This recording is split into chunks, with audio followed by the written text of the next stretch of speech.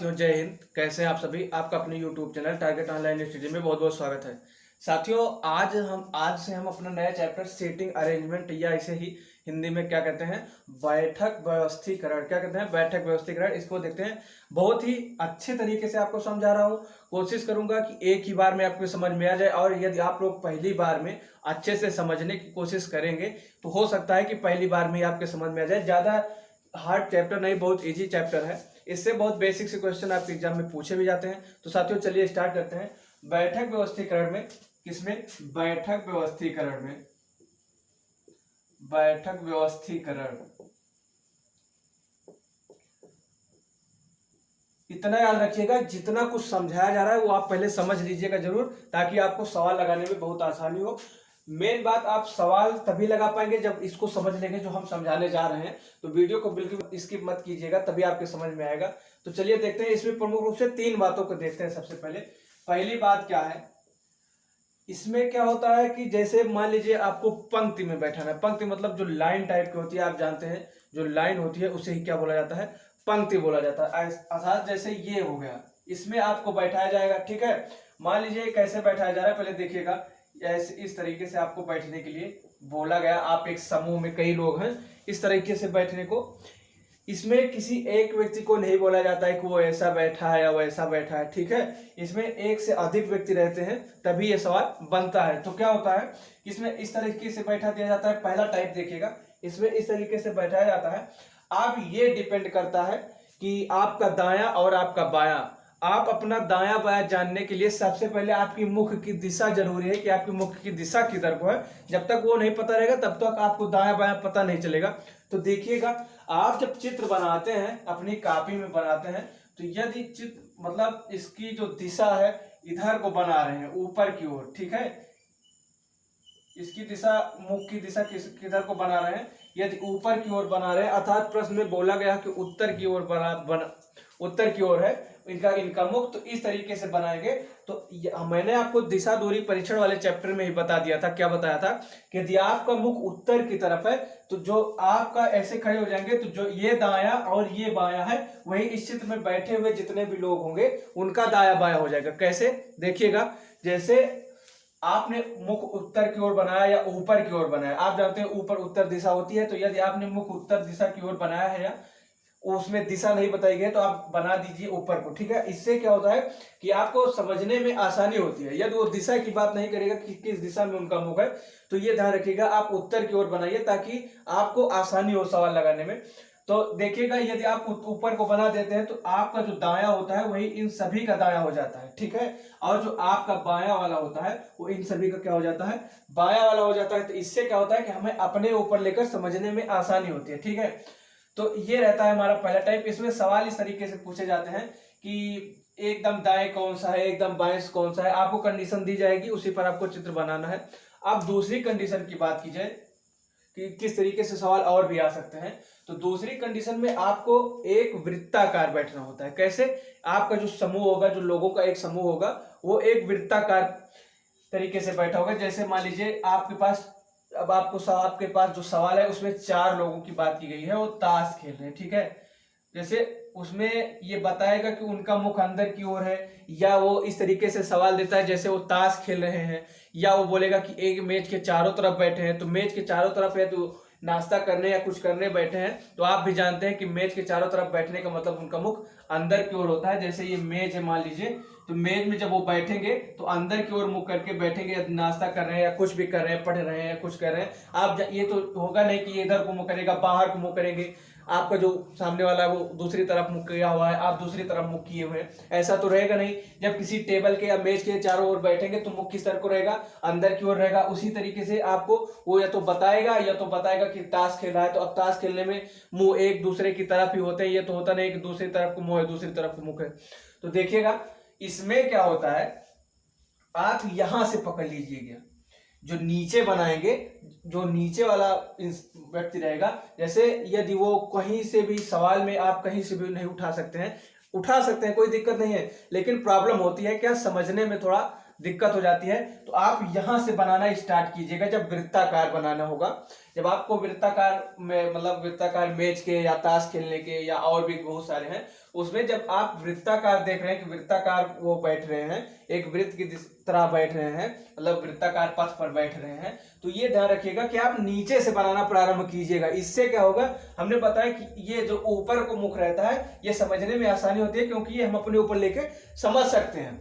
तो जब आप नीचे से शुरू करेंगे, इसका मुख इधर को बना देंगे, तो टोटल यही कंडीशन हो जाएगी कि इसका दायां इधर को हो जाएगा, इसका बायां इधर को हो जाएगा। ठीक है, तो इससे समझने में आसानी होती है। ठीक है, तो आप समझिएगा कि जब आप नीचे वाला बना देंगे तो ये इस तरीके से आप इसका दायां इधर को हो जाएगा, वामावर्त अर्थात घड़ी की उल्टी दिशा में इसका क्या होता है, यदि अंदर को मुख है अंदर को, तो जो इनका दाया होता है वो घड़ी के उल्टी दिशा में होता है। ठीक है, अर्थात आप जानते हैं जैसे ये घड़ी रहती है, ठीक है, इधर को चलती है, जैसे ये सुई है तो ये इधर को चलती रहती है निरंतर, तो इसको घड़ी की दिशा बोलते हैं। लेकिन जब इधर को बनाया जाता है तो इसकी घड़ी की विपरीत दिशा बोलते हैं। तो इनका जो दाया होता है, वृत्ताकार में बैठे हैं और अंदर की ओर मुख है, तो इनका जो दाया होता है वो घड़ी की किधर को होगा, विपरीत दिशा में होगा। और यदि घड़ी की दिशा में बात की जाएगी तो इनका कौन सी दिशा होगी, बाया होगी। जैसे ये है तो इसका बाया इधर को रहेगा, मान लीजिए इसके हैंड है दो, तो इसका बाया हाथ इधर को रहेगा। उसी तरीके से ये भी यहाँ आ गया, यहाँ जाए यहाँ, तो इनका बाया इधर को हो जाएगा, इनका बाया इधर को हो जाएगा, इनका बाया इधर को हो जाएगा, इसका बाया इधर को हो जाएगा। इधर को इसका दाया होगा, ये दाया होगा, ये दाया होगा और ये दाया होगा। यही समझने वाली बात है। अब इसमें जो तीसरा टाइप है, प्रमुख रूप से जो तीसरा टाइप आता है, उसमें क्या रहता है, जो तीसरे टाइप में रहता है उसमें वृत्ताकार ही बैठे रहते हैं, लेकिन उनका जो मुख होता है वो किधर को होता है, बाहर को होता है। जैसे मान लीजिए इस तरीके से मुख रहता है, मान लीजिए कोई मेज है, इसके चारों ओर बैठे हैं, तो इसका मुख किधर को रहेगा, बाहर की ओर रहेगा। इस कंडीशन में वो बताएंगे जरूर। जैसे अब यहाँ पर रहेगा कि वो ताश खेल रहे हैं, तो आपको खुद से लॉजिक लगाना है कि ताश खेलेंगे तो उनका मुख किधर को रहेगा, कैसे रहेगा। लेकिन इस तरीके से सवाल में वो बताएगा कि उनका मुख बाहर की ओर है, पक्का है बताएगा। तो इसमें क्या होता है, जब इनका मुख बाहर की ओर रहता है तो आप ये वाला बना लीजिए, ये ऊपर वाला। मैंने बताया जब अंदर की ओर मुख है तो स्टार्ट कहां से करिए, नीचे से बनाना स्टार्ट करिए। और जब इस तरीके से रहे कि उसका मुख बाहर है तो ऊपर से स्टार्ट करिए, आपको बहुत ही आसानी होगी। आप ये आजमाया हुआ तरीका है, आप जरूर इसको आजमाइए, आपको बहुत ही सवाल समझने में फायदा होगा। आप इसे जरूर इस तरीके से सवाल यही तरीके से लगाइए, पक्का है आपको जो आप जानते होंगे उससे बेहतर तरीका है ये, शायद आपको पता भी हो। लेकिन यदि अभी तक आप दूसरे तरीके से लगा रहे हो और वो आसान लगता है तो एक बार ये तरीका भी आजमाइएगा, उसके बाद आप देखिएगा उसमें और इसमें क्या अंतर है। तो आप जब बाहर की ओर मुख रहे तो ऊपर की ओर से बनाना शुरू करेंगे तो फिर वही कंडीशन, आपका दाया इसका दाया, आपका बाया इसका बाया हो जाएगा। तो इसी तरीके से जब ये मिल जाएगा तो इसी तरीके से यहाँ पता चल जाएगा, ये जान लीजिए इधर को आएगा, फिर इधर को। इस तरीके से ये 3 कंडीशन पर सवाल पूछे जाते हैं। साथियों वीडियो पसंद आ रहा हो तो वीडियो को लाइक करें, जो साथी चैनल पर पहली बार है चैनल को सब्सक्राइब करके बेल आइकन जरूर प्रेस कर लें, ताकि हमारी नई आने वाली वीडियो की नोटिफिकेशन आप तक जल्द से जल्द पहुंच सके। तो साथियों अब सवाल की ओर बढ़ते हैं। तो हमने आपको बता दिया कि फर्स्ट टाइप, सेकेंड टाइप और थर्ड टाइप किस तरीके से पूछे जाते हैं, कैसे आपको स्टार्ट करना है, सवाल कैसे लगाना है, ये सब तरीके आपको बताए गए हैं। अब इनकी इन पर जो सवाल आते हैं वो देखते हैं। तो साथियों आज हम सिर्फ फर्स्ट टाइप को देखेंगे, सेकेंड और थर्ड टाइप दोनों कल एक ही वीडियो में देख लेंगे। तो हमारा जो बैठक व्यवस्थीकरण है वो आज और कल में खत्म हो जाएगा। ठीक है, तो आज हम सिर्फ फर्स्ट टाइप की बात करेंगे, सेकेंड टाइप और थर्ड टाइप जो है वो लगभग एक ही तरीके से है। ठीक है, तो इसलिए इन दोनों को कंबाइन करके कल हम देखते हैं। तो आज जो देखते हैं वो क्या है, फर्स्ट टाइप है। साथियों आपकी जानकारी के लिए बता दूं मैं कि आपकी जो इंटरमीडिएट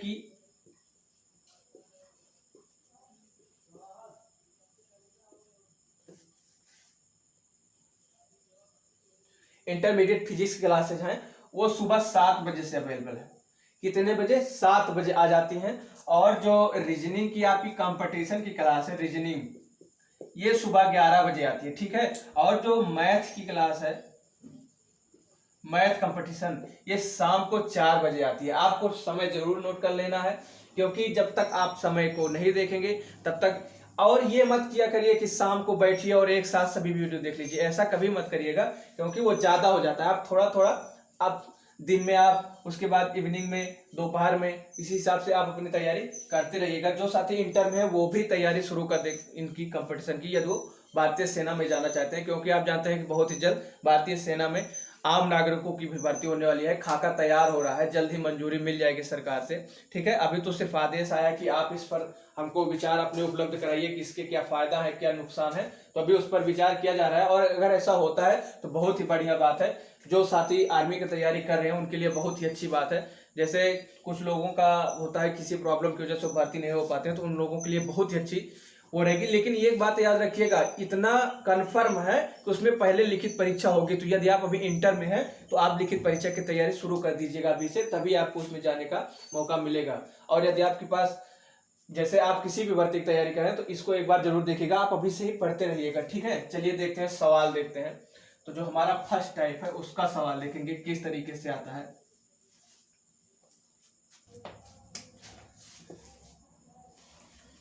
तो साथियों पहला सवाल देखते हैं। इसमें कह रहा है कि 6 विद्यार्थी ABCDE और F एक कतार में खड़े हैं। ठीक है, तो अभी हम सवाल लगाना स्टार्ट नहीं करेंगे कि ABCD इस तरीके से बना देंगे। पहले उसकी कंडीशन देखेंगे कहाँ से हमको स्टार्ट करना है। ये बात समझने वाली बात होती है कि आपको सवाल स्टार्ट कहाँ से करना है, आपको चित्र बनाना प्रारंभ कहाँ से करना है। ये आप अगर समझ लेंगे तो बहुत ही आसान हो जाएगा ये सवाल। तो देखिएगा, इसके आगे कह रहा है कि B, F और D के बीच में है। तो अब यहां से स्टार्ट करेंगे। तो जो B है वो क्या है, F और D के बीच में। जो B है हमारा वो F और D के बीच में है। लेकिन यहाँ पर ये ध्यान देने वाली बात है कि अभी ये क्लियर नहीं है कि F इधर को है कि D इधर को है, या D यहाँ होगा कि F यहाँ कहाँ होगा। लेकिन इस तरीके से पहले बना लेंगे अपनी सुविधा के लिए। उसके बाद देखो क्या कह रहा है, E, A और C के बीच में है। जो E है वो A और C के बीच में। ठीक है, अब आगे क्या कह रहा है, A, F या D के बगल में खड़ा नहीं है। जो A है वो F या D के बगल में खड़ा नहीं है। ठीक है, तो अब कैसे बनेगा देखिए। जैसे अब मान लीजिए ये है, अब मान लीजिए हम E को A और C के बीच में रखते हैं। पहले समझिएगा, यदि हम मान लीजिए A को मतलब E को A और C के बीच में इस तरीके से यदि रख देंगे, इस तरीके से, इस तरीके से। ठीक है, और इसको यहां पे ले जाके रखेंगे तो हमारा जो A है वो F के बगल में आ जाएगा। ठीक है, इसलिए इस तरीके से रखा गया है। मतलब अभी ये कंफर्म नहीं है, आगे देखिएगा, पहले सवाल को पूरा पढ़ लीजिएगा। C D के बगल में खड़ा नहीं है। अब जो C है वो D के बगल में खड़ा नहीं है। अब देखिए हमारा जो पहला बना था वो AEC इस तरीके से बनाया था हमने।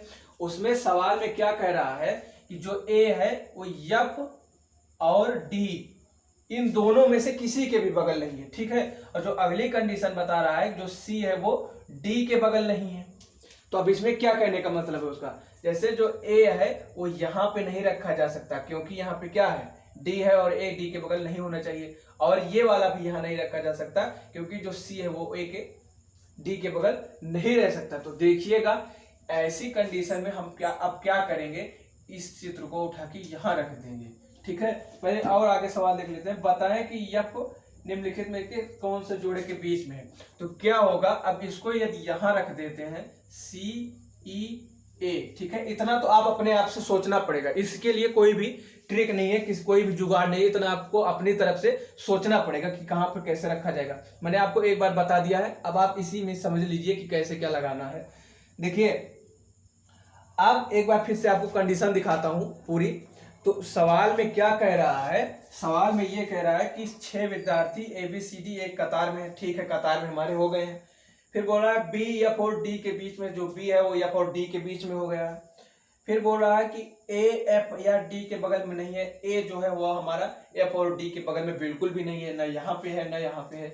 फिर आगे कह रहा है C D के बगल में खड़ा नहीं है। जो C है हमारा D के बगल नहीं बल्कि F के बगल खड़ा है। अब वो पूछ रहा है कि F निम्नलिखित में से कौन सा जोड़ा के बीच में है। तो जो F है वो C और B के बीच में है। इसे C या B के बीच में कह लीजिए, या B या C के बीच में कह लीजिए।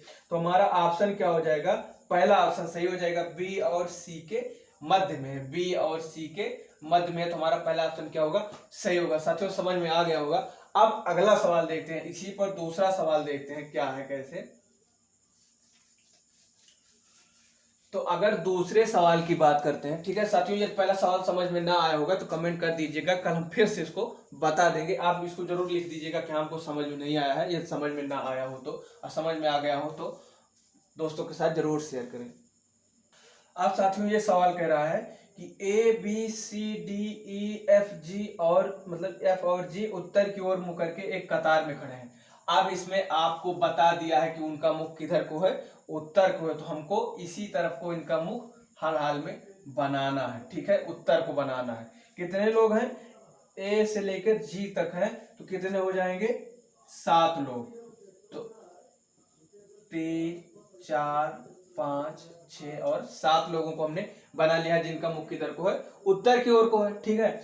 आगे कह रहा है कि एफ ई के ठीक दाईं ओर है, अर्थात जो एफ है वो ई के ठीक दाईं ओर है। अब हमने बताया था अब इनका मुख उत्तर को होगा, तो ऐसे ही आप देख लीजिए, इसका जो दाया होगा ई का वो इधर को होगा, तो एफ जो है ई के किधर है, दाईं ओर है।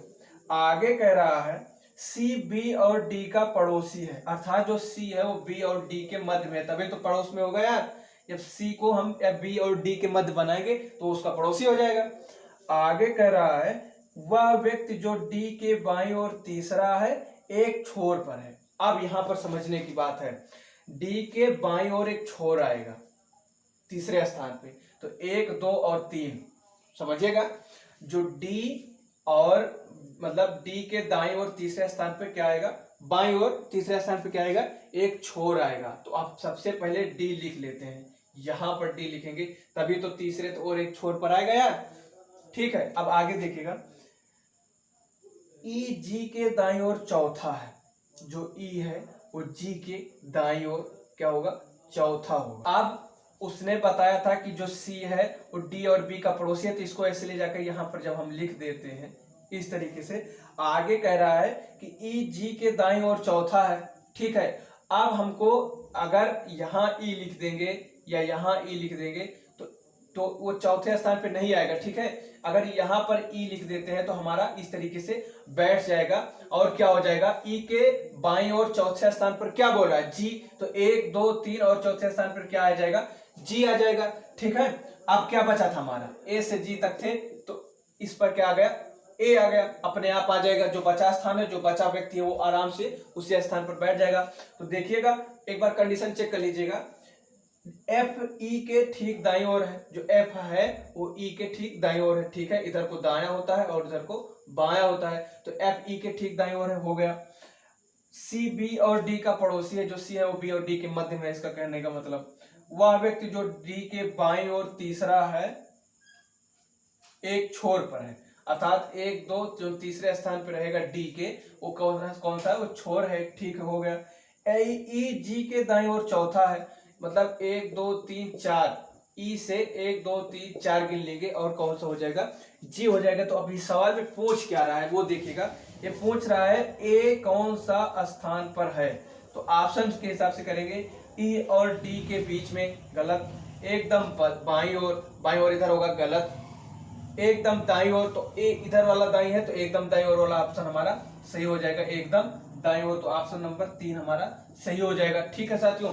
इसी में अगला सवाल पूछ रहा है कि निम्नलिखित में से कौन सा कथन निश्चित रूप से सत्य है, ठीक है।